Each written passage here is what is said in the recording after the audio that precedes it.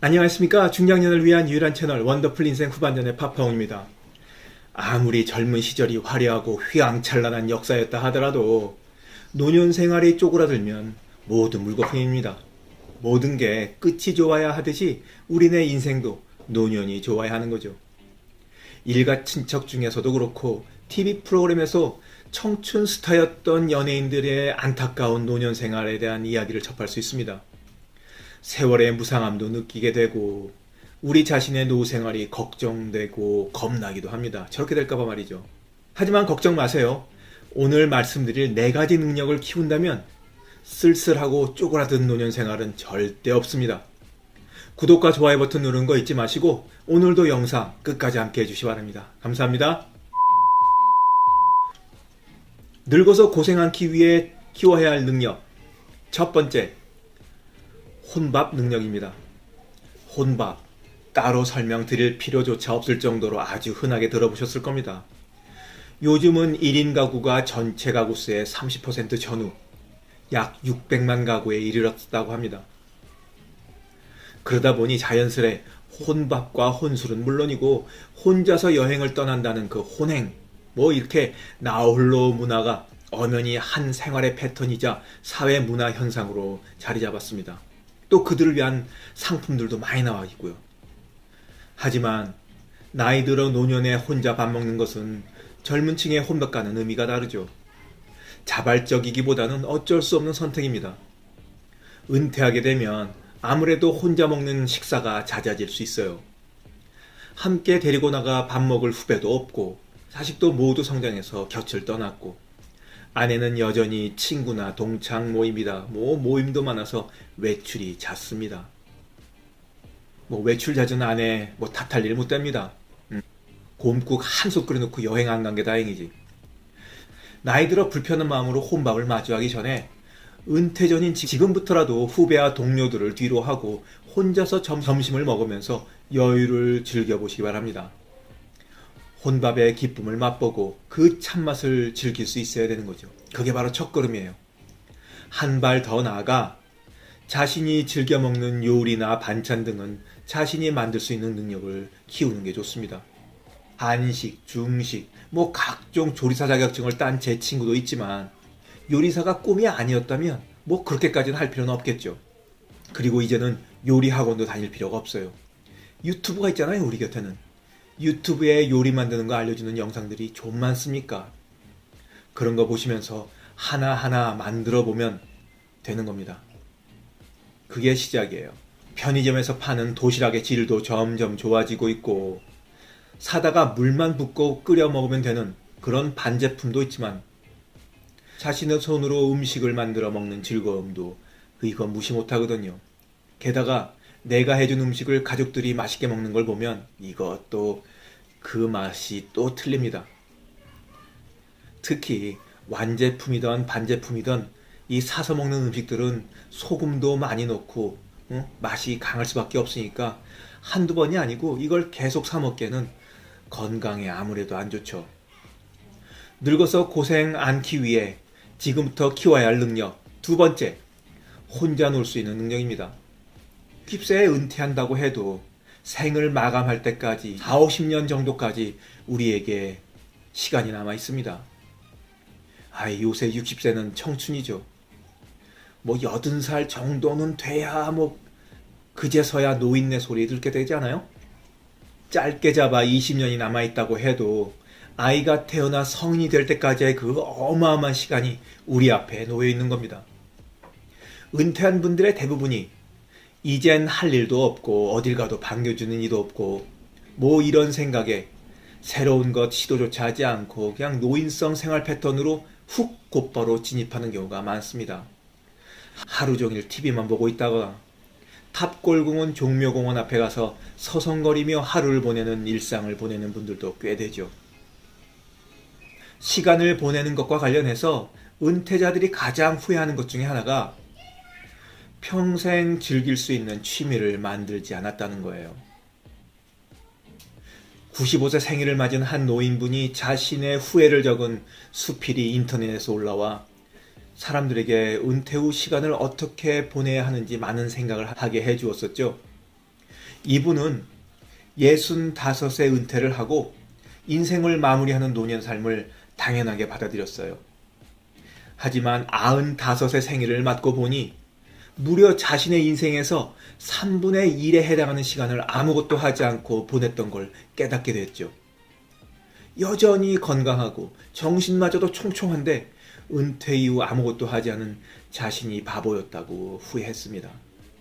그러면서 만약에 105번째 생일을 다시 맞이하게 될 수도 있으니 또 다른 후회를 안기 위해서라도 그동안 못했던 어학 공부를 시작하겠노라 계획을 세웠다고 합니다.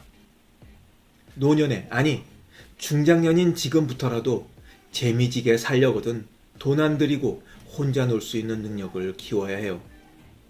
그것이 독서가 됐든 요가든 등산이든 그림 그리기든 아니면 악기 연주든 준비는 빠를수록 좋다는 거 아닙니까? 늙어 고생하지 않기 위해 키워야 할 능력 세 번째, 결핍을 견디는 능력입니다. 나이가 들면 아무래도 모든 면에서 하얀 곡선을 그릴 수밖에 없습니다. 체력도 그렇고 경제적인 면을 보더라도 그렇잖아요. 그리고 인간관계의 폭도 좁아지기 마련이고요. 나이가 들게 되면 당연히 수입이 줄어들게 되고 상대적으로 한창 돈을 벌 때와 비교해서 보자면 경제적으로 결핍을 느낄 수밖에 없죠. 또 이런 경제적 결핍뿐만 아니라 우리는 관계의 결핍에도 익숙해질 준비를 해야 합니다. 은퇴 이후라면 사람을 만나도 이젠 자부심과 함께 건넸던 그 명함조차 없으니까요. 대기업에 다니던 사람들이 착각하는 것이 대기업에 다니면 자신의 인격까지 아주 갑인 줄 알거든요. 은퇴 이후엔 양복 깃에 달았던 회사 배지도 없고 명함조차 없습니다. 자신을 내세울 길이 이젠 더 이상 없습니다. 일로 얽혔던 사람들은 모두 떠났고요. 회사가 갑이었지 자신이 갑이 아니었다는 사실을 뒤늦게 깨닫고 자신이 초라해도 너무 초라해집니다. 그래서 밖에 나가기도 싫고 집안에만 틀어박혀 지냅니다. 제가 이민생활을 하고 있잖아요. 이민생활에서도 그런 분들 많이 봐요. 이제 갓 도착해서 취업비자도 받아야 되고 영주권도 받아야 되고 나중에 시민권도 받아야 되고 아주 갈 길이 멉니다. 길에서 마주치고 환영 인사라도 건넬 양이면 대뜸 물어보지도 않았는데 자기 어느 대기업 다녔었다고 얘기를 해요. 아직 통성명도 하기 전에도 말이죠. 그러면 누가 궁금하지도 않은데 그걸 내세웁니다. 자기가 한국에서 나름대로 잘 나갔다는 걸 보여주고 싶은 거죠. 근데 이 낯선 땅에서는 그거 다 아무것도 필요 없거든요. 무슨 일을 했던가 어떤 이력을 있던가 이게 중요한 거지 어느 회사 어느 대기업을 다녔던가 이런 거는 보지도 않습니다. 여기서 삼성 다녔다고 현대 다녔다고 오 그래 삼성 다녔어? 안 그러거든요. 너 무슨 일 했어? 이런 걸 보는데 하여간에 그런 걸 앞세우는 사람이 있어요. 딱하기 그지없죠. 자, 다시 본론으로 돌아와서 다 성장해 자신들의 가정을 꾸린 자식들은 명절 때나 꾸역꾸역 찾아올 겁니다. 친구도 하나둘 떠날 것이고 배우자도 먼저 곁을 떠날 수도 있습니다. 덩그러니 혼자 남아있어도 외롭고 지루할 틈이 없이 보낼 수 있는 능력을 지금부터 한껏 높여놔야 됩니다. 일본에서는 이것을 고동력을 기른다고 그래요. 고동력을 기른다고 하는데 바로 이 고동력이란 근육을 한껏 키워놔야 합니다. 늙어 고생하지 않기 위해 키워야 할 능력 마지막 네 번째, 욕망을 자제하는 능력입니다. 우리가 사는 자본주의 세상은 끊임없이 우리가 소비하도록 자극합니다. 욕구나 욕망을 소비하는 것으로 채워놓으라고 1분 1초도 쉬지 않고 유혹하죠. 문제는 소비하는 것으로 욕구나 욕망을 영원히 해결할 수도 잠재울 수도 없다는 데 있습니다. 욕망은 더 큰 욕망을 부르고 소비로 채워진 행복감은 이내 바닥을 드러내고 더 큰 소비가 있어야 한다고 입을 쫙쫙 벌려댑니다. 나이가 들면 여유롭고 지혜로워질 것 같지만 젊은 사람들이 생각하는 것과는 달리 죽음이 가까워지고 있기 때문에 집착과 욕망은 더 커질 수 있습니다. 더 건강해지고 싶은 욕망, 계속 젊음을 유지하고 싶은 욕망이 바로 뿌리칠 수 없는 것들이죠. 그래서 얼굴에 주름살이 없는 팽팽한 피부를 유지하고 싶어서 성형외과를 계속 찾아가게 됩니다. 나이에 어울리지도 않게 팽팽한 얼굴은 부자연스럽기 짝이 없지 않아요?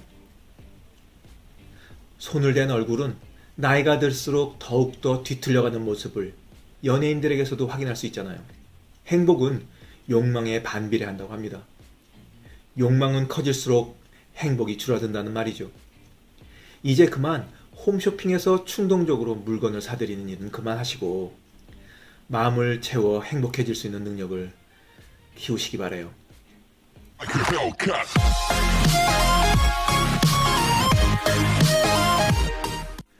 원숙하고 마음이 넉넉한 노후 생활이 그저 돈 많이 벌어놨다고 되는 일도 아니고 나이 먹는다고 저절로 이루어지는 것도 아닐 겁니다.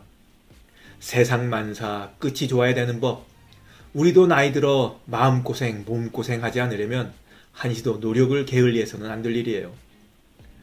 우리 모두 오늘도 4가지 능력을 키우는 하루가 되길 바라면서 오늘 영상 마치도록 하겠습니다. 원더풀 인생 후반전의 은퇴 후 이야기는 계속됩니다. 감사합니다. 원더풀 인생 후반전을 계속 만나보고 싶으시다면 구독 부탁드리겠습니다. 감사합니다.